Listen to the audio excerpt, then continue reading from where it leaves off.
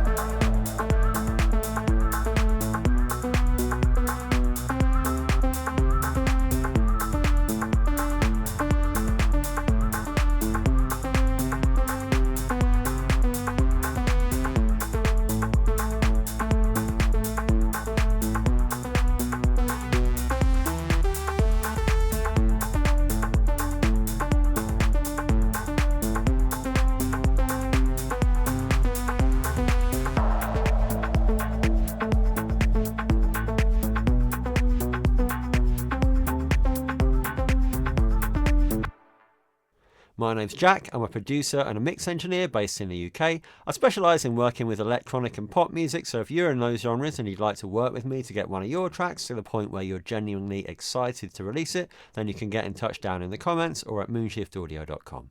I put out a new video every week, so please do like and subscribe. But for now, let's jump into Cubase and take a look at this production. Okay, so here we are in Cubase, and I am going to start off by just looking at the intro.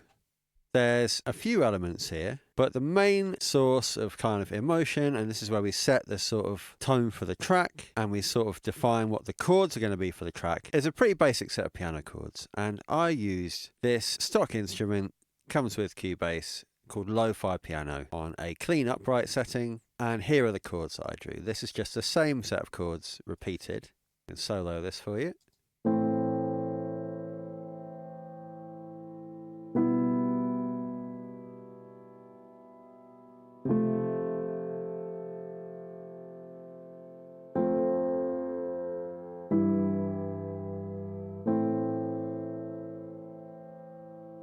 And that's basically it, but you will notice that as we go on, the notes get darker, and that's because I've slowly increased the velocity. So by the time we get to the drop, you can hear they're being played much more forcefully, and that just helps give you a sort of rise in energy, a build in intensity. But I was feeling that those chords were just perhaps a little bit too thin. So what I've done here is I've layered them up, exactly the same notes here being played, in this case, by an instance of Serum on a pad preset, and that sounds like this.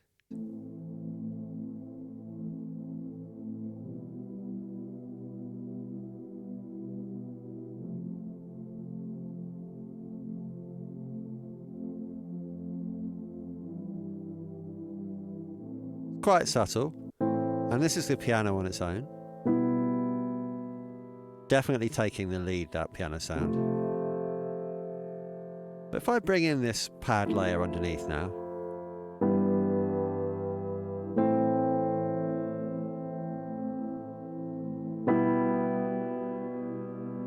does help to just give it a bit of extra thickness and actually a bit of width, which I really like. Not doing a huge amount of processing on these, I've just rolled off some of the low end on the pad there. And then to add another layer of interest, got this held pad, and this is literally just playing A, the root note.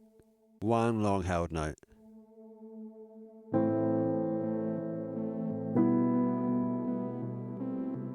just going to mute the lead for now because we're going to look at that next week.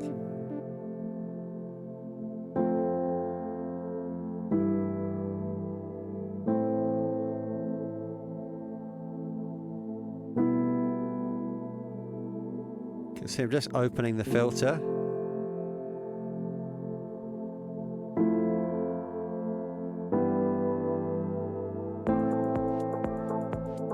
Just helps give a real subtle build in intensity. And now we're starting to bring in some drum elements.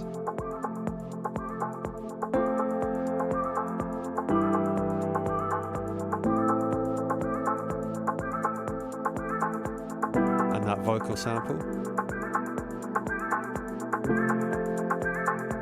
And we're building up now into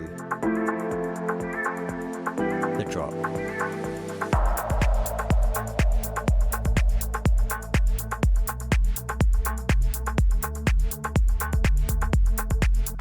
So, this is the main body of the track, and we can take a look at the drums that I programmed.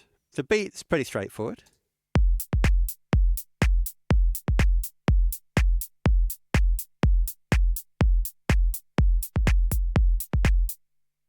And as usual, I've done this in battery. I pulled in quite a selection of different kicks, claps and snares. All of these sounds I got from Splice. And the reason I do it like this is so that when I'm playing around, it's really quick and easy to audition other drums in the context of the beat. So I can just select all of those kicks. The sort of extra notes I've played on a different pad, I'll come back to that in a minute. But what I can do is I can just move these up and down with the arrow keys.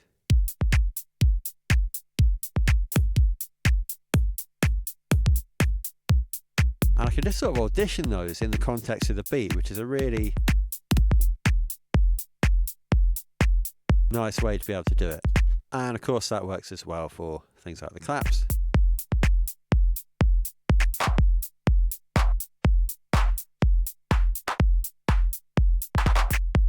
I end up going for this nice sort of tight one. So we've got our kick sample, I'm compressing that. Not loads, about 6 dBs of reduction, it's reasonably tight there. I've scooped out some of this kind of boxy sound, but I've emphasised the click a little bit. And a little bit of the fundamental and some of the sort of punch at 180 Hz there.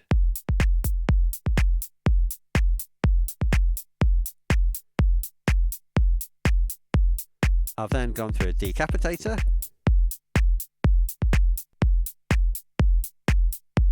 Just helps it to kind of cut through the mix a bit. I'll play this in the mix now.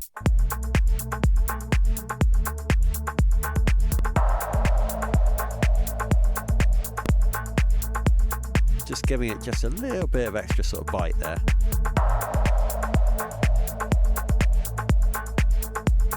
Can have a quick look at the clap. Putting in some mid-range. It's very thin, it's almost like a finger click, that kind of. And I'm just taking off a little bit of the high end. Just to kind of keep it a little bit understated. That's also going to a decapitator. That's without. Just giving it a bit of attitude there. And I got this little open hat. No processing on that at all, no inserts. And we've got a couple of extra elements like a bigger sounding open hat and a larger clap that come in a little bit later. There are these kind of like offbeat notes with the kick. So what I did, I copied that same drum pad over to a different note, which is this, B. And it just meant that in battery I can lower the volume of this pad.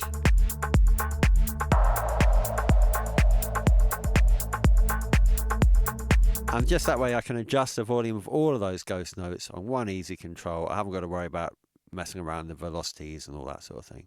So that's our program drums. We've got a few loops layering this up. We've got this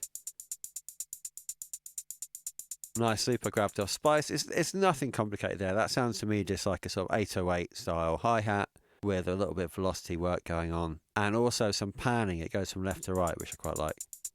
I've put a kickstart on that at 30% mix, just to give it a little bit of a push-pull, and I've just got a gain control here, which is all I was using to fade it up through the intro. No EQ on that. Sound fine as is. It's quite low in the mix. Just keeps it sort of ticking along. I've got an instance of Skaka, which I love, just doing this quite rough sort of shaker sound on the tin box preset.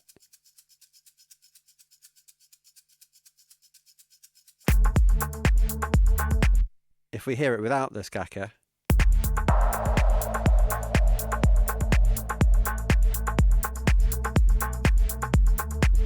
just again subtle layers of extra energy up in the high end. Really, really useful. And we've got this percussion loop, which again is a loop from Splice. The delay and the reverb are baked into it. I've scooped out the lows and some of the mids just to help that sit back in the mix a bit. And through the intro, I was filtering that with this Moog filter. You can hear that sort of opening up. And then when the track drops, fully open.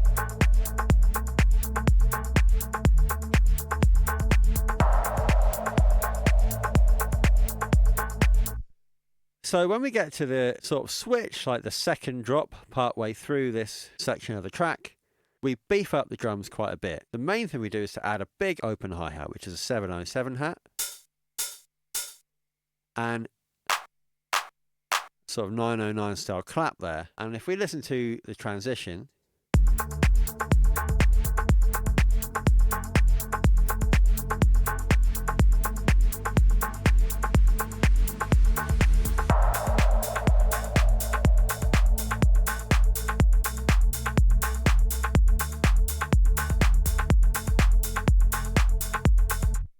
just a couple of extra drum elements like that. Both of them are quite forward, quite present in the mix, but it really helps to give the track a lift. At the same time as that, got this copied version of the percussion loop, and all I've done here is, on the previous version, I had that cut in the high mids.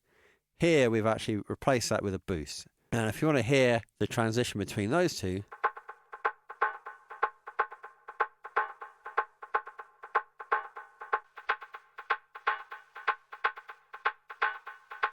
that just a little bit of extra brightness helps it to kind of compete with the other elements in the track, and also helps to give it even more of a lift.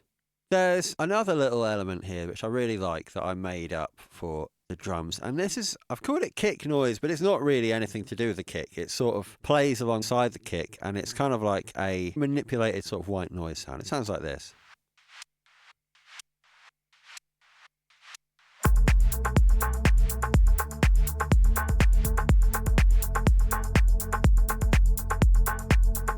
When I take it away, you really feel like something's missing.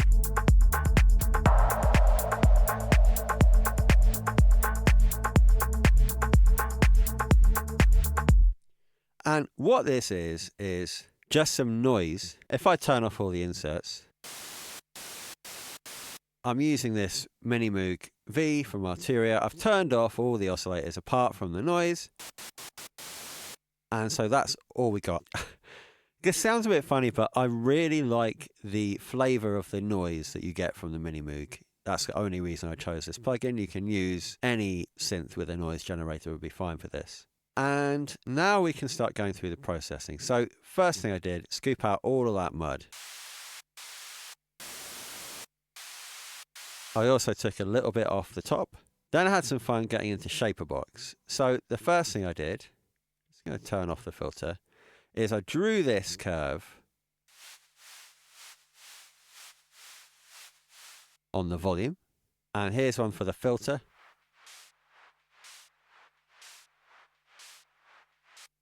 And that's where the real magic comes in. So if I now just have a look at the notes that I played, literally just on the beat. And if I bring back in the kick,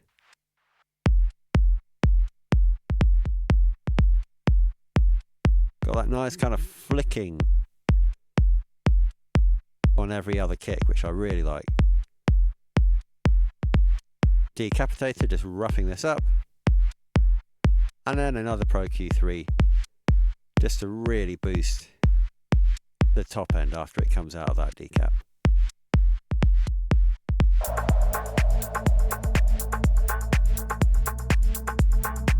And that kind of tone sculpting is just, I don't know, I just find it really, really satisfying.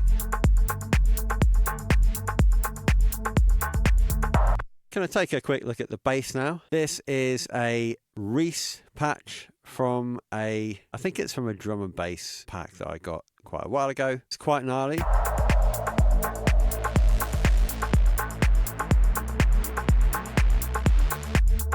But actually, pulling the cutoff down like that, it just sits really nicely in the back. It's quite wide, which I really, really like.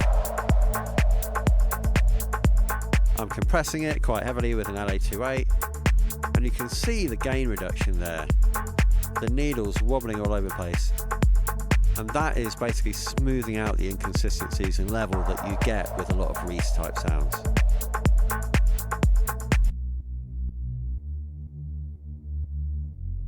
You can hear the pumping now from the kickstart here. I'm only pumping the low end. That does help it fit around the kick nicely. I'm scooping out a lot of mud here.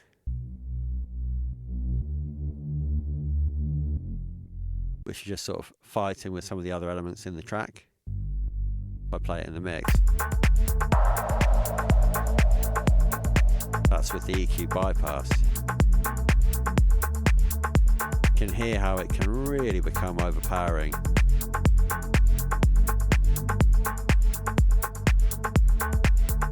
And you know, this kind of track isn't about like a massive, great thumping bass line taking over everything. The drums, percussion, and the bass are actually kind of secondary to the emotional sounds, like the lead sounds of the track. And if we have a quick look at the mixer, particularly here, you can see the kick peaking at about -10.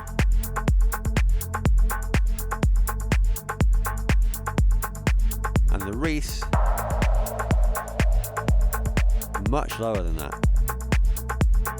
more like -16. Again over here, here's our drum bus, and here's the bass. If I push that up so it's equal,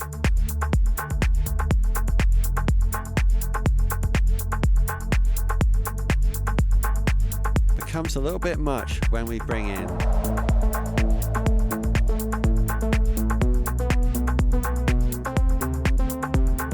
just don't need it.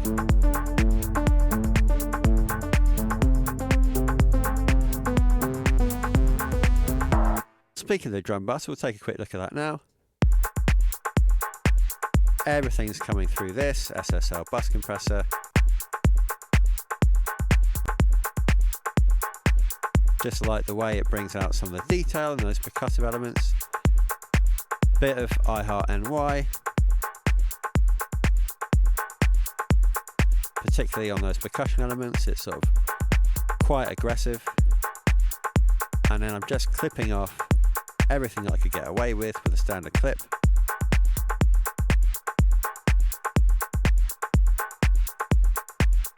Actually get away with a little bit more than that. And that just helps with headroom in the track.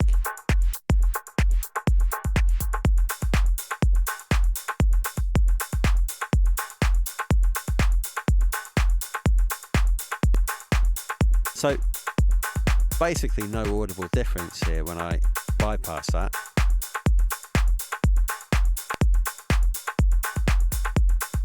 But it does massively help when it comes to the headroom, and when you get to a limiter, just how much headroom you actually save. So we've got our drums, got our bass, got some chords and pads to kind of set the mood. For the actual drop section, I did duplicate that held pad just so that I could put a kickstart on one.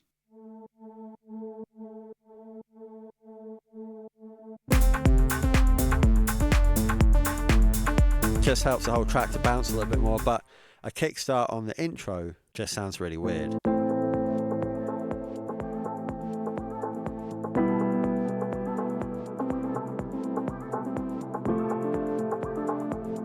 So I just wanted it to be constant there. That is something you should absolutely do with automation, but for something simple like that, I just like to mult the track, duplicate the track, and do it that way. The last two elements are this riser. Got this off Splice. It's really simple kind of noise with a reverse cymbal baked in, and then this impact, which is basically just like some kind of wood block type percussion with a big reverb on it and a bit of noise layered in. Nothing fancy, and that's about it for the basics. Next week I'm going to look at the vocal sample, a lot of what we did with this lead sound, which is the sort of mainstay of the track, and a few little tweaks in terms of the arrangement. That's it for this week. Please do like and subscribe for more tips, tricks, resources and downloads from me at Moonshift Audio. Till next time.